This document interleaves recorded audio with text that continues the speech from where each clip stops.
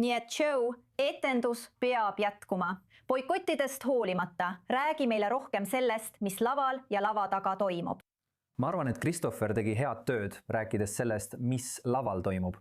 Ja mulle tundub, et see, mis toimub lava taga, on märksa huvitavam. Eurovisioon tähendab Iisraelile väga palju. Mitte ainult inimestele, kes, nagu sa siin elades kindlasti kinnitada saad, armastavad seda siin. Aga see on ka Iisraeli välispoliitika nurgakivi.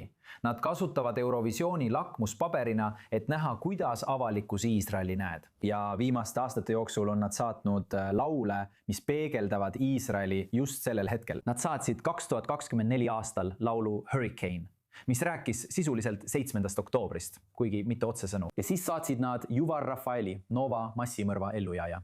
Sel aastal on nad otsustanud sellest loobuda peamiselt seetõttu, et neid on mitu korda hoiatatud oma käitumise pärast võistlusel. Neid on hoiatanud EBU, Euroopa Ringhäälingute Liit, et nad on olnud liialt poliitilised ja see on vastuolus võistluse põhimõtetega. Kuigi muidugi loodi Eurovisioon poliitika tõttu ja see jääb alati poliitiliseks, ükskõik kui palju sa ka ei tüüaks seda muuta.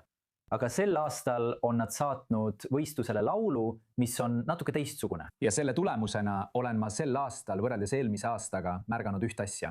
Iisraeli osalejad ei isoleerita enam nii palju. Kas see on tingitud sellest, et Iisraeli julgeolek tunneb, et risk on väiksem või on lihtsalt rohkem riike valmis avanema? Ja ma arvan, et see on Iisraeli jaoks edasiminekuks hea märk, et on ka teisi artiste. Näiteks nägime just väga toredat videot, kus No Ambutan ja Satoshi, Moldova esindaja, vestlesid sõbralikult. Olen kuulnud ka Soome esindajalt häid sõnu Noam Betani kohta. Nii et see isolatsiooniperiood näib tõesti lõppemas, kuna relvarahu kaasas püsib ja loodetavasti jääb see ka tulevikus nii. Võib-olla on see siis tõesti paaria riigi staatuse lõpp maailmalaval.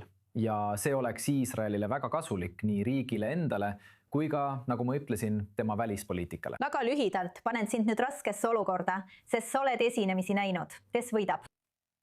Soome, võib-olla Kreeka, aga üks, keda tasuks silmas pidada ja kes on natuke musthobune, on Rumeenia. Me võtame sind sellest sõnast kinni. Korrespondent Joe Brown, aitäh, et olid siin stuudios.